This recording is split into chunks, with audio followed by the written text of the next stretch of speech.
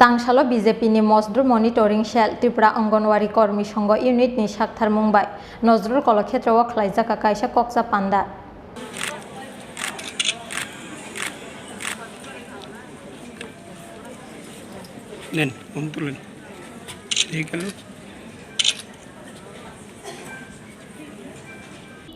पान्डावा नारवाई अकरा अंगी मानजाखा सालतां त्रिपुरानि एमपी एबा हाकतरनि मंत्री प्रतिमा भूमिक मानजाखा मजदुर मनिटरिं सेल त्रिपुरा अंगनवाड़ी कर्मी संघ इउनिटनि कन्वेनार बिप्लब कर्ते विवेकानंद विचार मंचनि तांगफां तपन दास आकर्षण पान्डावा ककनारखा सालतां त्रिपुरानि एमपी एबा हाकतरनि मंत्री प्रतिमा भूमिक महोदया आमी आमार व्यक्तिगत तरफ थेके एबं आमादेर सकल अंगनवाड़ी पाচ্ছি সেই যন্ত্রণা আজকে আমাদের माननीय केंद्रीय मंत्री महोदय सामने तुले धरब 3 मास 4 मासे কোনো সময় বাড়িতে একটু যাই মা যদি না থাকে আগে জিজ্ঞেস করি মা কই মা থাকলে তারপরে বাড়িতে যাই 10 মিনিটের জন্য যাই 5 মিনিটের জন্য যাই মা থাকলে মনে হয় না বাড়িটা সম্পূর্ণ আর আজকের ভারতবর্ষের প্রত্যেকটা পঞ্চায়েতে প্রত্যেকটা এরিয়াকে আমার অঙ্গনবাড়ি মায়েরা সম্পূর্ণ করে রেখেছে বিনা অঙ্গনবাড়ি আমাদের ভারতবর্ষের ঘর সমস্ত দেশ অসম্পূর্ণ এমন একটা অভ্যাসে আমাদের পরিণত হয়েছে আজকে ভাতা লাগবে সার্ভে দিদিরা মায়েরা করবে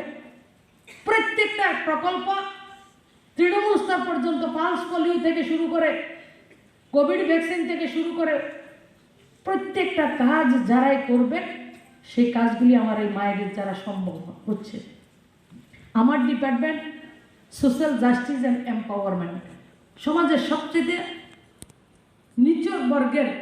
অন্তিম পায়দানের যারা রয়েছে তাদেরকে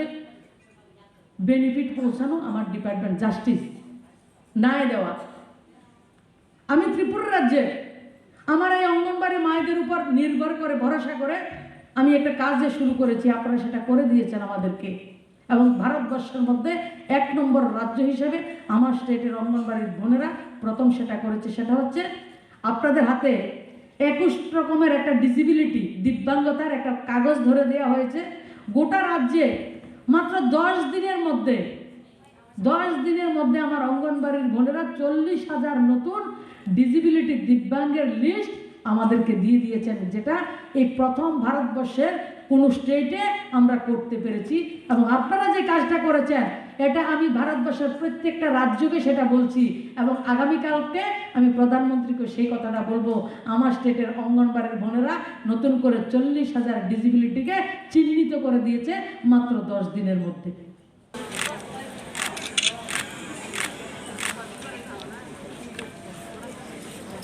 নেন তুলেন ঠিক আছে